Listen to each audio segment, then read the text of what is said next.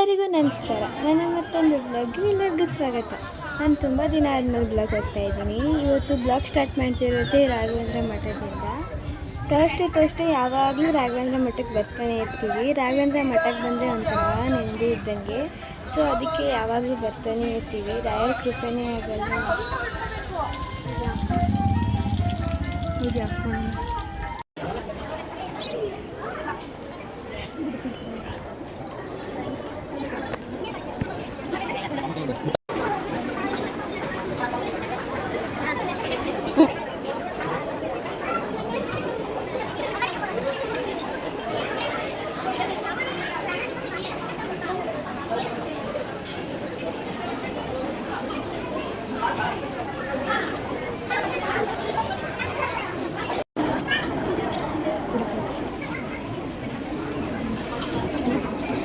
ನಾನು last time ರಾಯರ ಮಠಕ್ಕೆ ಹೋದಾಗ ಬೇಡ್ಕೊಂಡಿದ್ದೆ ಹೆಜ್ಜೆ ನಮಸ್ಕಾರ ಆಗ್ತೀನಪ್ಪ ಅಂತ. ಸರಿ ಹೋದಾಗ ಹೆಜ್ಜೆ ನಮಸ್ಕಾರ ಕಂಪ್ಲೀಟ್ ಮಾಡಿದೆ. ಇಲ್ಲಿ ನಾವು ಸ್ವಲ್ಪ ಶಾಪಿಂಗ್ ಮಾಡೋಣ ಅಂತ ಬಂದಿದ್ವಿ. ನಾಳೆ ಊರಿಗೆ ಹೋಗ್ತಿದ್ವಿ, ಅದಕ್ಕೋಸ್ಕರ ಶಾಪಿಂಗ್ ಮಾಡೋಣ ಅಂತ ಬಂದಿದ್ವಿ. ಶಾಪಿಂಗ್ ಎಲ್ಲ ಮುಗಿಸ್ಕೊಂಡು ಇನ್ನೊಂದು ಇಲ್ಲೇ ಹೋಗ್ಬೇಕಾದ್ರೆ ನರಸಿಂಹಸ್ವಾಮಿ ದೇವಸ್ಥಾನ ಇದೆ, ಅಲ್ಲಿ ಫಂಕ್ಷನ್ ಥರ ಏನೋ ಆಗಿತ್ತು. ಸೊ ನಾವು ಕೂಡ ದೇವಸ್ಥಾನಕ್ಕೆ ಹೋಗಿ ಬರೋಣ ಅಂತ ಹೋದ್ವಿ. ಅಲ್ಲಿ ಮಾತ್ರ ಹೋಮ ಎಲ್ಲ ಮಾಡಿಸಿದ್ರು. ದೇವ್ರು ಮಾತ್ರ ಸಖತ್ತಾಗಿ ಅಲಂಕಾರ ಮಾಡಿದರು. 2 ಕಣ್ಣು ಸಾಗಲಿಲ್ಲ ನಮಗೆ, ಅಷ್ಟು ಚೆನ್ನಾಗಿ ಅಲಂಕಾರ ಮಾಡಿದರು. ತುಂಬ ದೇವ್ರುಗಳಿದ್ದು. ಬೆಳಗ್ಗೆನೇ ಹೋಮ ಕೂಡ ಮುಗ್ದೋಗಿತ್ತು. ನಮಗೆ ಅದೃಷ್ಟ ಇತ್ತು ಅನಿಸುತ್ತೆ. ಸೊ ಅದಕ್ಕೆ ನಾವು ಸಾಯಂಕಾಲ ಹೋದ್ವಿ. ಆ ದೇವ್ರು ನೋಡೋಕ್ಕೆ ನಂಗೆ ತುಂಬ ಅಂದರೆ ತುಂಬ ಇಷ್ಟ ಆಯಿತು. ನಾನಂತೂ ಅಲ್ಲೇ ನಿಂತಿದ್ದೆ 5 ಮಿನಿಟ್ಸು. ಆ ದೇವಸ್ಥಾನ ನೋಡಿ ನಂಗೆ ತುಂಬ ಖುಷಿ ಆಯಿತು, ತುಂಬ ಸಮಾಧಾನ ಆಯಿತು. ನಾವು ರಾಯರ ಮಠಕ್ಕೆ ಯಾವಾಗಲೂ ಹೋಗ್ತಿದ್ವಿ, ಬಟ್ ಆ ದೇವಸ್ಥಾನ ಹಾಗೆ ನೋಡ್ಕೊಂಡು ಹೋಗ್ತಿದ್ವಿ. ಇವತ್ತು ಫಸ್ಟ್ ಟೈಮ್ ದೇವಸ್ಥಾನ ಒಳಗಡೆ ಹೋಗಿದ್ದು. ತುಂಬ ಚೆನ್ನಾಗಿ ಅಲಂಕಾರ ಮಾಡಿದರು. ಅವತ್ತಂತೂ ಸಿಕ್ಕಾಪಟ್ಟೆ ಚೆನ್ನಾಗಿ ಅಲಂಕಾರ ಮಾಡಿದರು. ಅಲ್ಲಿ ಒಂದು ಹಳೇ ಕಾಲದ ಬಾವಿ ಇತ್ತು, ಅದರೊಳಗೆ ಮಾತ್ರ ನೀರೇ ಇರಲಿಲ್ಲ, ಬಟ್ ಕಾಯಿನ್ ಎಲ್ಲ ಎಸೆದಿದ್ರು ಅದರೊಳಗೆ. ಹಾಗೆ ಬಾವಿ ಮುಂದೆ ಗಣೇಶ ಇದ್ದರು. ಅವ್ರ ದರ್ಶನ ಮಾಡ್ಕೊಂಡ್ಬಿಟ್ಟು ಡೈರೆಕ್ಟಾಗಿ ಮುಂದೆ ಹೋಗ್ತಾ ಇದ್ವಿ. ಹೀಗೆ ಮುಂದೆ ಹೋಗ್ತಾ ಇದ್ವಿ. ಇಲ್ಲೂ ಕೂಡ ದೇವರ ಅಲಂಕಾರ ಮಾತ್ರ ಸಖತ್ತಾಗಿತ್ತು.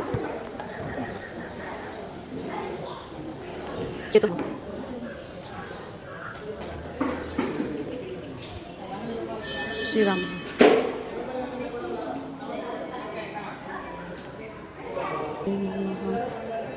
ರಾಘವೇಂದ್ರ ಸ್ವಾಮಿ ಮಠಕ್ಕೆ ಹೋಗಿ ಹಾಗೆ ಇಲ್ಲಿ ನರಸಿಂಹಸ್ವಾಮಿ ದೇವಸ್ಥಾನಕ್ಕೆ ಹೋಗಿ ಮನೆಗೆ ಬಂದರೆ ನಮ್ಮ ಜಾನು ಅಂತೂ ಫುಲ್ಲು ಖುಷಿ ಪಟ್ಬಿಟ್ಟು ನಮ್ಮಲ್ಲೆಲ್ಲ ಜಂಪ್ ಮಾಡ್ತಿದ್ಲು. ನಾವು ಬಾಯಿ ಹಿಡ್ಕೊಂಡಿದ್ಲು. ನೋಡಿದ್ರೆ ಅಲ್ಲಿ ಕೂತಿದ್ಲು. ನಮ್ಮ ಅಪ್ಪಂಗೆ ಗೊತ್ತಾಯ್ತು ಅಂತ ನಮ್ಮ ಅಪ್ಪ ಅದನ್ನ ತೆಗಿತೈತಿ, ನೋಡಿ ಏನೆಲ್ಲ ಮಾಡ್ತಾಳೆ ಅಂತ. ಮಧ್ಯಾಹ್ನ ಅಲ್ಲಿಂದ ಬಂದು ಸ್ವಲ್ಪ ಹೊತ್ತು ರೆಸ್ಟ್ ಮಾಡಿದ್ವಿ. ಸೊ ಇವಾಗ ಸಂಜೆಯಿಂದ ಬ್ಲಾಗ್ ಸ್ಟಾರ್ಟ್ ಮಾಡ್ತಾಯಿದ್ದೀನಿ. ನನಗೆ ಸೈಕಲ್ ಓಡಿಸೋಕ್ಕೆ ಬರಲ್ಲ, ಅದಕ್ಕೆ ನಮ್ಮಪ್ಪ ಈಗ ನನಗೆ ಟ್ರೈನಿಂಗ್ ಕೊಡ್ತಾ ಇದ್ದಾರೆ, ಹೆಂಗೆ ಓಡಿಸ್ಬೇಕು, ಹೆಂಗೆ ಬ್ಯಾಲೆನ್ಸ್ ಮಾಡಬೇಕು ಅಂತ.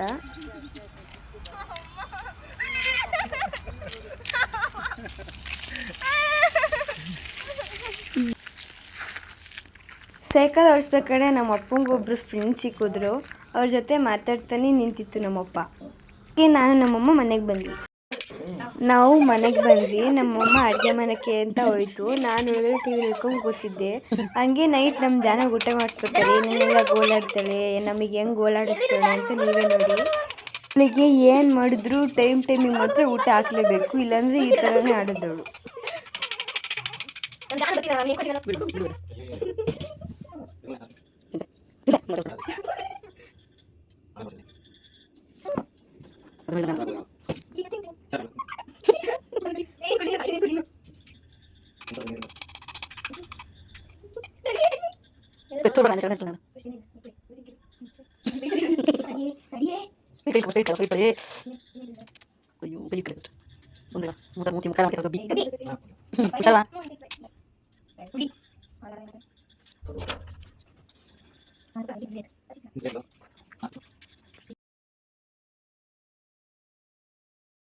ನೆಕ್ಸ್ಟ್ ಬ್ಲಾಗ್ ಹಾಗೆ ಕಂಟಿನ್ಯೂ ಮಾಡ್ತಾ ಇದ್ದೀನಿ. ಸೊ ಇವತ್ತು ನಾವು ಊರಿಗೆ ಹೊರಟಿದ್ದೀವಿ. ಊರಿಗೆ ಹೋಗ್ಬೇಕಾದ್ರೆ ನಮ್ಮ ಜಾನು ನೋಡಿ ಹೆಂಗಾಡ್ತಾಳೆ ಅಂತ. ಕಾರಲ್ಲೂ ಕೂಡ ಒಂದು ನಿಮಿಷ ಒಂದು ಕಡೆ ಮಲಗಲ್ಲ, ಅವ್ರ ಮಮ್ಮಿ ತಕ್ಕೆ ಹೋಗಿ ಮಲಗ್ತಾಳೆ.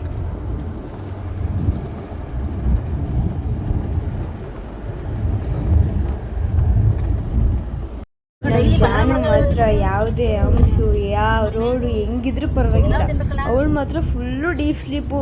ಎಷ್ಟು ಎದಳ್ಸಿದ್ರು ಎದಳ್ತಿಲ್ಲ. ಬೆಳಗ್ಗೆ ಟೈಮು ಈ ಥರ ಮಲ್ಕತ್ತಾಳೆ, ರಾತ್ರಿ ಟೈಮ್ ಅಂತೂ ನಮಗೆ ಫುಲ್ಲು ಕಟ್ಟ ಕೊಡ್ತಾಳೆ. ಮಲ್ಗಕ್ಕೆ ನಮಗೂ ಬಿಡಲ್ಲ, ಅವಳು ಮಲ್ಗಲ್ಲ. ನಾವು ಊರಿಗೆ ಹೋಗೋಕ್ಕಿಂತ ಮುಂಚೆ ಹಾಸನ ಹತ್ರ ಇರುವ ಪುಡ್ಡಮ್ಮ ದೇವಸ್ಥಾನಕ್ಕೆ ಹೋಗ್ಬೇಕಿತ್ತು, ಮಡ್ಲಕ್ಕಿ ಕೊಡಬೇಕಿತ್ತು. ಸೊ ಅದಕ್ಕೆ ಮಡ್ಲಕ್ಕಿ ಕೊಡೋಣ ಅಂತ ಪುಡ್ಡಮ್ಮ ದೇವಸ್ಥಾನಕ್ಕೆ ಬಂದಿದ್ವಿ.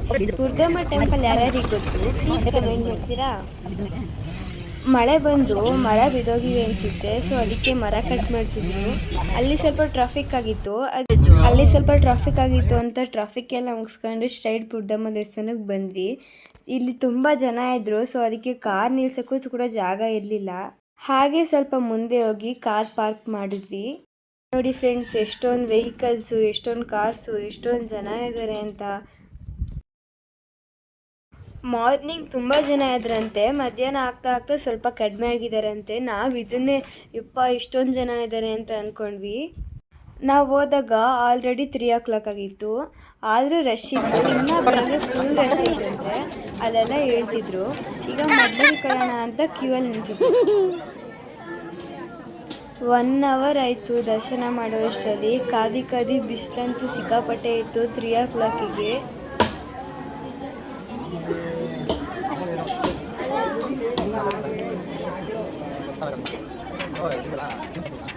ನಾವು ಇನ್ನೂ ದರ್ಶನನೇ ಮಾಡಿರಲಿಲ್ಲ, ಆಲ್ರೆಡಿ ಒಳಗಡೆ ಹೋಗ್ತಿದ್ವಿ.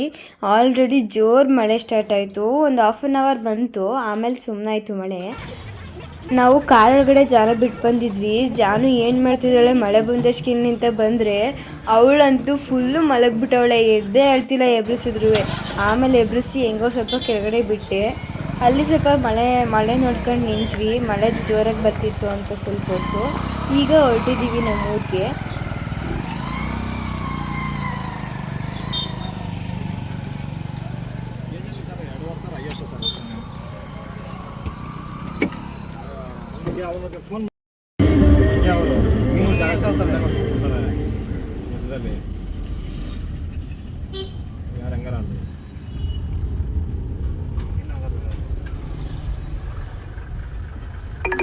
ಊರಿಗೆ ಹೋಗ್ತಾ ಇದ್ವಿ. ಊರಿಗೆ ಹೋಗ್ಬೇಕಾದ್ರೆ ನಮ್ಮ ಅಣ್ಣಂಗೆ ಗ್ರೂಪಿಂದ ಮೆಸೇಜ್ ಬಂತು, ನಾಳೆ ಎಕ್ಸಾಮ್ ಇದೆ ಅಂತ. ಫುಲ್ಲು ಶಾಕಿಂಗ್ ವಿಷಯ ನಮಗೆ. ಅಲ್ಲಿ ಒಂದು 10 minutes ಆಯಿತು. 10 o'clock ಕನ್ಫರ್ಮ್ ಮಾಡ್ತೀವಿ ಅಂತ ಹೇಳಿದ್ರು. ಆಮೇಲೆ ಮುಂದಕ್ಕೆ ಹಾಕಿದ್ರು ಎಕ್ಸಾಮ್ನ. ಆಗ ಸ್ವಲ್ಪ ಸಮಾಧಾನ ಆಯಿತು. ಅಲ್ಲೇ ನಾವು ಯೋಚನೆ ಮಾಡ್ತಾಯಿದ್ವಿ, ಹಿಂಗೆ ಬೆಂಗಳೂರಿಗೆ ಹೋಗ್ಬಿಡೋಣ ಅಥವಾ ಊರಿಗೆ ಹೋಗೋಣ, ಏನು ಮಾಡೋಣ ಎಕ್ಸಾಮು ಅಂತ. ಬೆಂಗಳೂರಿಂದ ಬಂದು ಫುಲ್ ಟಯರ್ಡ್ ಆಗಿತ್ತು ಅಂತ ಅವತ್ತಂತೂ ಫುಲ್ ರೆಸ್ಟ್ ಮಾಡಿದೆ. ಇವಾಗ ನೆಕ್ಸ್ಟ್ ಸ್ಟೆಪ್ಲಾಗಿ ಕಂಟಿನ್ಯೂ ಮಾಡ್ತಾ ಇದ್ದೀನಿ. ಅವು ಮನೆಗೆ ಹೋಗ್ತಾ ಇತ್ತು, ಅವಾಗ ನಮ್ಮ ಅಪ್ಪನ ಕಣ್ಣಿಗೆ ಹಾವು ಕಾಣಿಸ್ಕೊಂಡ್ಬಿಡ್ತು. ನಾವು ನೋಡಿದ ತಕ್ಷಣ ಫುಲ್ ಶಾಕ್ ಆದ್ವಿ, ಅದು ನಾಗರಾವು ಅಂತ. ಆಮೇಲೆ ಗೊತ್ತಾಯ್ತು ಅದೇನೋ ಯಾವ ಅಂತ. ಅದನ್ನೆಲ್ಲ ಸ್ವಲ್ಪ ಓಡಿಸಿ ಅದನ್ನೆಲ್ಲ ಸ್ವಲ್ಪ ಸಮಾಧಾನ ಮಾಡಿ ನಾವು ಮನೆಗೆ ಹೋದ್ವಿ. ಮನೆಗೆ ಹೋಗಿ ಸ್ವಲ್ಪ ರೆಸ್ಟ್ ಮಾಡಿ ಇವಾಗ ಮಧ್ಯಾಹ್ನ ನಮ್ಮ ಅಜ್ಜಿನೆಲ್ಲ ಸ್ವಲ್ಪ ಮಾತಾಡ್ಸೋಣ ಅಂತ ನಮ್ಮ ಅಜ್ಜಿ ಮನೆಗೆ ಬಂದ್ವಿ. ನಮ್ಮ ಅಜ್ಜಿ ಮನೆ ಮುಂದೆ ಇರೋದು, ನಮ್ಮ ಮನೆ ಹಿಂದೆ ಇರೋದು. ಸೊ ಅದಕ್ಕೆ ನಮ್ಮ ಅಜ್ಜಿನೆಲ್ಲ ಮಾತಾಡ್ಸ್ಕೊಂಡು ನಮ್ಮ ರಥನೆಲ್ಲ ಮಾತಾಡ್ಸ್ಕೊತಿದ್ವಿ. ಈಗ ಎಲ್ಲ ಮುಗಿಸ್ಕೊಂಡು ನಾವು ಡೈರೆಕ್ಟಾಗಿ ಎಳ್ನೀರು ಕುಡಿಬೇಕು ಅನ್ನಿಸ್ತಿತ್ತು ಅಂತ ಹೋದ್ವಿ. ಅಲ್ಲೂ ಕೂಡ ನಮ್ಮ ಜಾನು ಕುಡಿಯೋದಲ್ಲೇ ಇದ್ಲು, ಯಾವಾಗಲೂ ನೀರು ಕುಡಿತಾಳೆ. ಅದಕ್ಕೆ 2 ಡೇಟ್ ಹೊಡೆದಿದ್ದೆ ಅವಳಿಗೆ.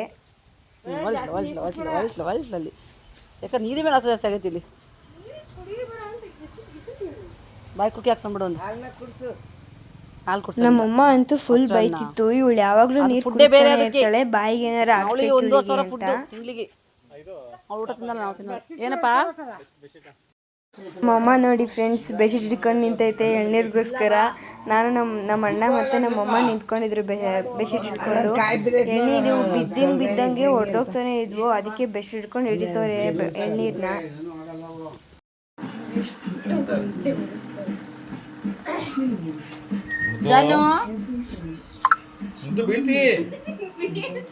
ಹೊರಟಾಗುತ್ತೆ ಇಲ್ಲಿಂದ ಬಿದ್ದು ಏನ್ ಗೊತ್ತು ಪಾಪ.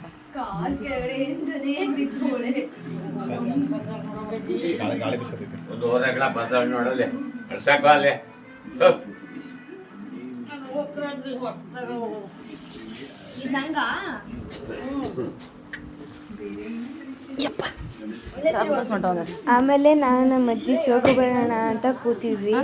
ಫಸ್ಟ್ ಆಟ ನಾನೇ ಗೆದ್ದಿದ್ದು. ಅದಕ್ಕೆ ನಮ್ಮ ತಾತ ಹೆಂಗೆ ಗೋಳಿ ಇಟ್ಕೊಂಡಿದ್ದೀನಿ ಅಂದರೆ ಫುಲ್ ಕಂಟಿನ್ಯೂ ನೋಡಿ ಅವಾಗ ಗೊತ್ತಾಗುತ್ತೆ ನಮ್ಮ ತಾತನ ಹೆಂಗೆ ಗೋಳಿ ಇಟ್ಕೊಂಡಿದ್ದೀನಿ ಅಂತ. ಆಮೇಲೆ ನಮ್ಮ ಅಪ್ಪನ ಮನ್ಸು ತಡಿಲಿಲ್ಲಂಗೆ ನಮ್ಮ ಅಪ್ಪನೂ ಕೂಡ ಜಾಯ್ನ್ ಆಯಿತು ಆಟಾಡೋಕ್ಕೆ. ಆದರೆ ನಮ್ಮ ಅಪ್ಪ ಸೋತೋಗ್ಬಿಟ್ರು. ಆದರೆ ಇವಾಗ ನೋಡಿ ನಾನೇ ಗೆದ್ದಿದ್ದು ಫಸ್ಟ್ ಆಟ. ನಮ್ಮ ಅಜ್ಜಿ, ನಮ್ಮ ತಾತ, ನಮ್ಮ ಅಪ್ಪನ ದುಡ್ಡೆಲ್ಲ ನಾನೇ ಫಸ್ಟ್ ಆಟಲ್ಲಿ ಗೆಟ್ಕೊಂಡೆ.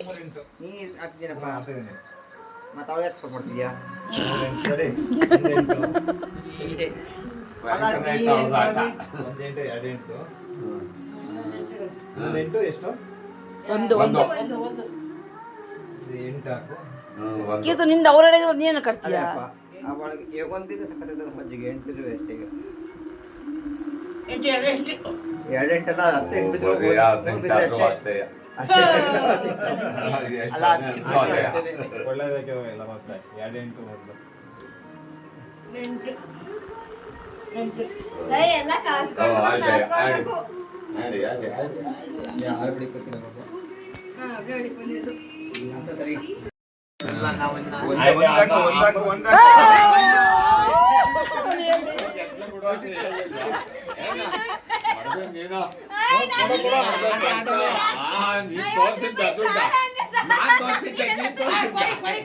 ಚೌಕೋಬಾರೆಲ್ಲ ಆಡಿ ಊಟ ಮಾಡಿ ಮಲಗಿದ್ವಿ. ಹಾಗೆ ಮಿಡ್ ನೈಟು ನಮ್ಮ ಜಾನು ಬೆಳಗ್ಗೆ ಎಲ್ಲ ಮಲಗ್ಬಿಟ್ಟು ನೈಟೆಲ್ಲ ಏನೇನೆಲ್ಲ ನಮ್ಮ ಅಣ್ಣದ ಆಟಾಡ್ತಾಳೆ ನೋಡಿ. ಅದು ಬೇರೆ ಗಾಂಚಲಿ ಜಾಸ್ತಿ ಹೆಂಗೆ ಮುಗ್ಳುತ್ತಾಳೆ ನೋಡಿ. ನಮಗೆ ಮಾಡ್ದೇ ಇಲ್ಲ ಅವನು.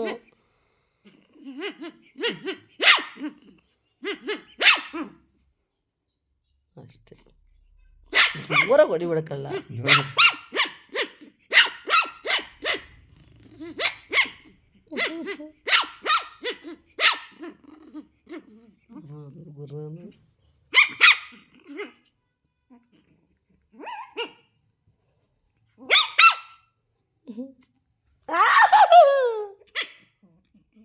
ಕೊಚ್ಚ ರೂಢಿ ಮಾಡ್ತಾನೆ ಬೋಳಿ ಮಗ ಪಕ್ಕ. ಪಾಪ ಅಯ್ಯಪ್ಪ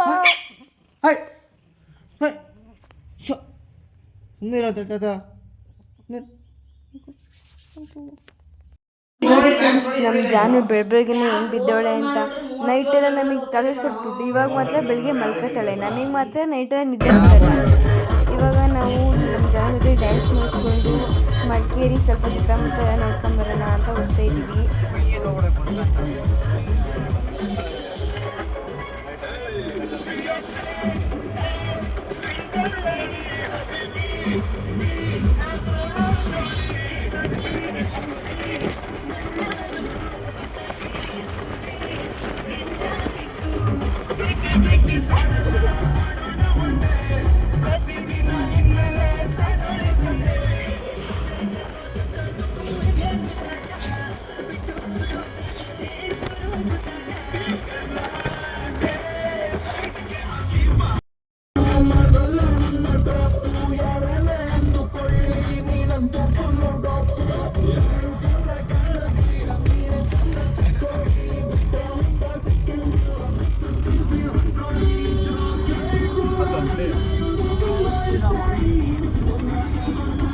ನಿಮ್ಮ ಅಪ್ಪ ಅವ್ರಿಗೆ ಗೊತ್ತದೇ ಇಲ್ಲ. ನಿಧಾನ ಕಣಪ್ಪ ದೀಪು, ನಿಧಾನ ಕಣ. ಹುಷಾರು ದೀಪು, ಹಿಂದೆಗಡೆ ಕೈ ಮುಗಿದಿತ್ತ ದಿಬ್ಬ ಹತ್ಬೇಕಾರಲ್ಲ, ಹಿಂದೆಗಡೆ ವೆಹಿಕಲ್ಸ್ ನೋಡಿ ಹುಷಾರಾಗಿ ಹೋಗ್ಬೇಕು.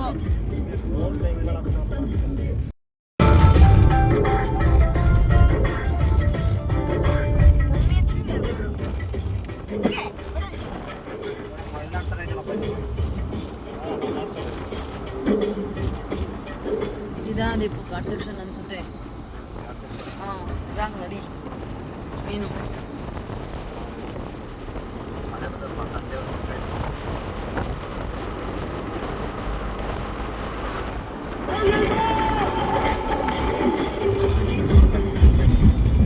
ನಾವು ಹೋಗ್ಬೇಕಾದ್ರೆ ಫುಲ್ ಕಾಡಿತ್ತು. ಅಲ್ಲಿ ಕೂಡ ಗಾರ್ಡ್ ಸೆಕ್ಷನ್ ಇತ್ತು, ತುಂಬ ಚೆನ್ನಾಗಿತ್ತು. ಬಟ್ ನನಗೆ ಯಾಕೋ ವಾಮಿಟ್ ಬಂದಂಗೆ ಆಯಿತು. ಅದಕ್ಕೆ ಇಲ್ಲೇ ಸ್ವಲ್ಪ ನಿಲ್ಲಿಸಿ ಸ್ವಲ್ಪ ತಲೆ ಎಲ್ಲ ಫೋಟೋ ತೆಗೆಸ್ಕೊಂಡು ಸ್ವಲ್ಪ ಸ್ನ್ಯಾಕ್ಸ್ ತಿನ್ಕೊಂಡು ನಡೀರಿ. ಬನ್ನಿ ಬನ್ನಿ, ಟೈಮ್ ಆಯ್ತು, ಬನ್ನಿ ಎಲ್ಲರೂ ಬನ್ನಿ.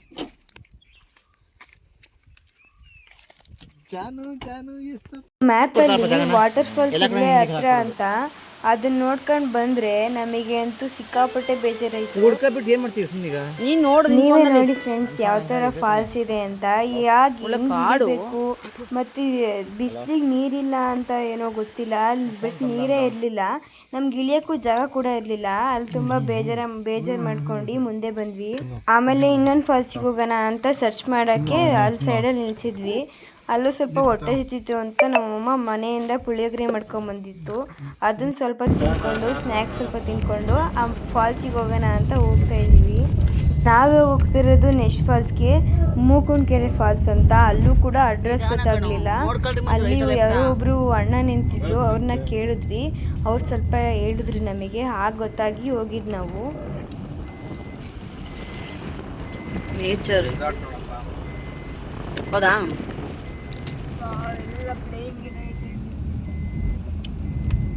ಇರುತ್ತೆ ಮತ್ತೆ ರೆಸಾರ್ಟ್ ಅಂತ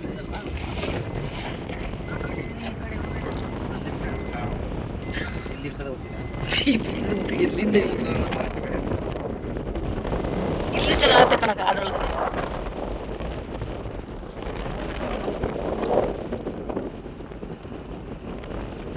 ನಿಧಾನ ಕಡಿಯೋ ಗುಬ್ಬೆ ನೋಡಿ. ನಿಮಿಷ ನೋಡೋಣ. ಕಾರ್ಲಿಸ್ ಹೋಗಿರಂಗಿದ್ದಾರೆ ಯಾರೋ ಇಲ್ಲ, ಆ ಕಡೆ ಹೋಯ್ದಾರೆ ಕಿರ್ತಿ ಕಡೆ ಈ ಕಡೆ. ಇಲ್ಲಿ ಅಲ್ಲಿ ನೋಡ್ರಿ, ಒಂದ್ ನಿಮಿಷ ನೋಡಿ, ಅಟ್ಲೀಸ್ಟ್ ನಿಂತ್ಕೊಂಡು ನೋಡಕ್ಕೂ ಸಾಯ್ತಾವಲ್ಲಪ್ಪ ಇವು. ಹಾಕಿ ನಮ್ಮ ದೀಪು ನಾಯಿ ನೋಡಕ್ ಹೋಗ್ತಾನೆ. ಬಾಯಿ ಬತ್ತಿ ಬರ ಅಲ್ಲಿ ವಿಡಿಯೋ ರೆಕಾರ್ಡ್ ಆಗ್ತೈತೆ, ಬಾಯಿ ಬತ್ ಬರೋದಿಲ್ಲ. ನಂಗೆ ಟೆನ್ಷನ್ ಹೋಯ್ತದೆ, ಮತ್ತೆ ನಂಗೆ ಏಜ್ ಆಗೈತಿ ಇವಾಗ. ಟೆನ್ಷನ್ ಮಾಡ್ಕೊಬಾರ್ದು ಕೂಡ ನಾಯಿಗೆ ಏಜ್ ಆಗುತ್ತಪ್ಪ ಹಂಗಂತ ಪದೇ ಪದೇ ನಾಯಿ ಹೋಲಿಸ್ತಿದ್ಯಾ ಮಗ್ನೆ? ನೀನ್ ಹೇಳಿದ್ದು ಮಗ್ನೆ. ನೀನ್ ಅದೇ ನಾಯಿ ಹೋಲ್ಸಕ್ಕೆ ನಾನು ಜಾನುನ ಅಂತ ಕೇಳಿದೆ. ಊಟ ಮಾಡ್ಬೇಕು ಪ್ಲೇಟ್ ಕೊಡ್ತೇನೆ ನಾನು ಜಾನುನ ಅಂತ ಕೇಳಿದ್ದು. ಹಾ ಚಿತೆ ಮಾಡ್ಕೊಂಡಿದೆ ಅವಳಿಗೆ ಗಾರ್ಡ್ ಸೆಕ್ಷನ್ ಆಯ್ತಾ ಇಲ್ಲ ಮುಂಡೆಗೆ. ಮುಂಡೆ ನೀರು ಕುಡಿಬೇಡ ಅಂತ ಐವತ್ತು ಹೇಳ್ತೀನಿ ಅವಳಿಗೆ. ಕುಡ್ಸಬ್ಬು ನಿಧಾನ ಕಂಡ್ರೆ ಡೌನ್ ಇದ್ದಾಗ ಒಂಚೂರು ದೀಪಕ್ಕು ಕುಡಿಯಕ್ಕೆ ಹೋದ್ರೆ ನಾವು ಬಿಡಬಾರ್ದು.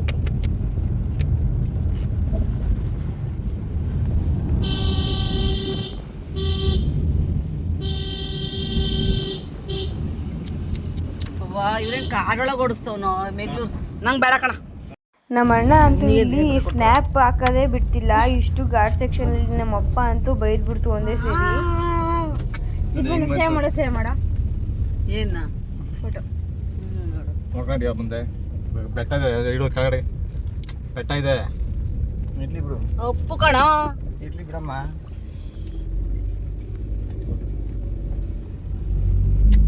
ಅಲ್ಲಿ ಇಂಗ್ಲೀಷ್ ಇದೆ ಅಂತ ನಮ್ಮ ಮೇಲೆ ನೆಟ್ವರ್ಕ್ ಇಲ್ಲ ಇಲ್ಲಿ. ವಿಡಿಯೋ ಮಾಡ್ಕೊಂಡ್ಬಿಟ್ಟು ಫಸ್ಟ್ ತಿನ್ನಮ್ಮ. ಹಂಗೆ ಇಟ್ಕೊಂಡ್ರೆ ಹಿಂಗೆ ಕ್ಲಾಸ್ ಇಟ್ಕೊಂಡ್ರೆ ಹಿಂಗೆ ಹಾಕೋಣ. ಈ ಗಾರ್ಡ್ ಸೆಕ್ಷನ್ ಎಲ್ಲ ಮುಗಿಸ್ಕೊಂಡು ಕೊನೆಗೂ ಫಾಲ್ಸಿಗೆ ಬಂದ್ವಿ. ಈ ಫಾಲ್ಸ್ ಹೆಸರು ಕರೆಕ್ಟಾಗಿ ಗೊತ್ತಿಲ್ಲ, ಮೂಕುಣಕೆರೆ ಅಂತ. ಬಟ್ ತುಂಬ ಚೆನ್ನಾಗಿದೆ ಫಾಲ್ಸು. ಸ್ವಲ್ಪ ನೀರು ಕಡಿಮೆನೇ ಇತ್ತು, ಆದರೂ ನಾವು ಬಿಟ್ಟಿವ ಫುಲ್ ಈಜಾಡ್ಕೊಂಡು ಚೆನ್ನಾಗಿ ಆಟ ಆಡಿದ್ವಿ.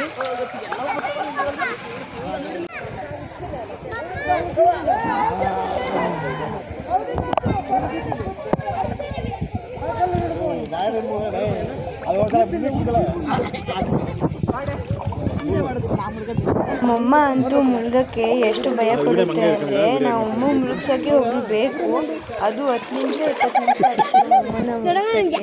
ಒಂದ್ಸತಿ ಮುಳುಗಿಸಿದ್ರೆ ಮತ್ತೆ ಮುಳುಗೋದೇ ಇಲ್ಲ, ನಂಗೆ ಆಗಲ್ಲ ಅಂತ ನಮ್ಮಮ್ಮ.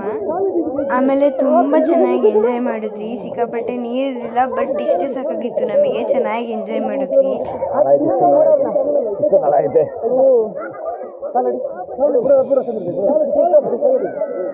ಸ್ವಲ್ಪ ಹೊತ್ತಂಗೆ ಎಂಜಾಯ್ ಮಾಡಿಕೊಂಡು ಊರಿಗೆ ಬಂದ್ವಿ. ಊರಿಗೆ ಬಂದಾದ್ಮೇಲೆ ಯಾಕೋ ವಿಡಿಯೋ ಮಾಡೋಕ್ಕೆ ಏನೂ ಇಂಟ್ರೆಸ್ಟ್ ಇರಲಿಲ್ಲ. ಅದಕ್ಕೆ ಈಗ ನೆಕ್ಸ್ಟ್ ಬ್ಲಾಗಿಂದ ಹಂಗೆ ಕಂಟಿನ್ಯೂ ಮಾಡ್ತಾಯಿದ್ದೀನಿ.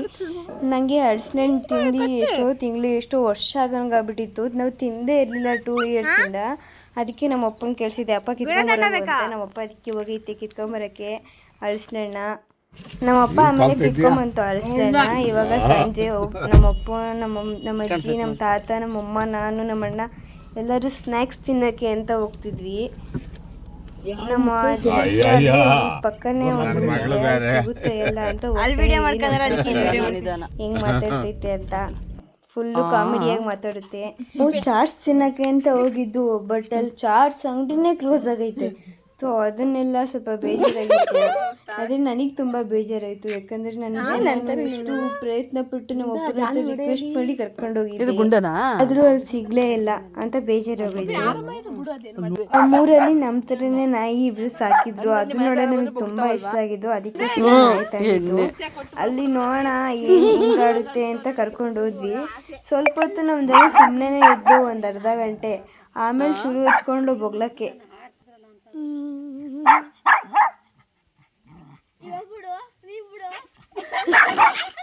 ನಮ್ಮ ಜಾನುಗೆ ಇನ್ನೂ 2 months ಅಷ್ಟೇ, ಆಲ್ರೆಡಿ ಯಾವ ಮಟ್ಟಿಗೆ ಬೊಗಳುತ್ತಳೆ ನೀವೇ ನೋಡಿ.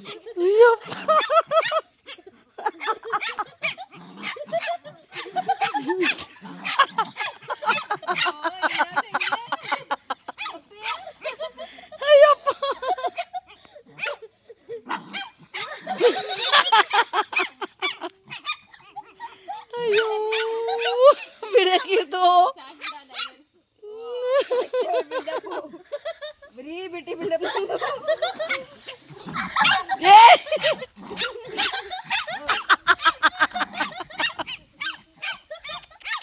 ನಮ್ಮ ಜಗಳ ಮಾಡ್ತಾರೆ. ಜಗಳನೆಲ್ಲ ಮುಗಿಸ್ಕೊಂಡು ಡೈರೆಕ್ಟಾಗಿ ಮನೆಗೆ ಬಂದ್ವಿ.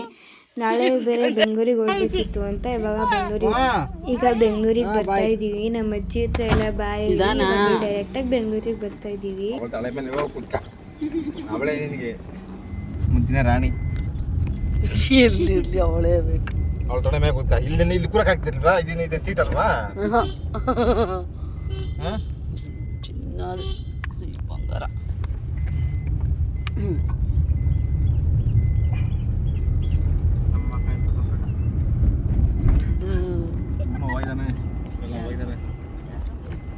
ನೆನ್ನೆ ಇದ್ರಲ್ಲ ಯಾರು ಕಾರದು. ಆಮೇಲೆ ಮಧ್ಯಾಹ್ನ ಆಯಿತು. ಮಧ್ಯಾಹ್ನ ಆದಾಗ ಊಟ ಮಾಡಬೇಕು, ಹೊಟ್ಟೆ ಸಿಗ್ತಿತ್ತು, ಅದಕ್ಕೆ ಬಂದಿದ್ವಿ ಹೋಟೆಲ್ಗೆ. ನಮ್ಮ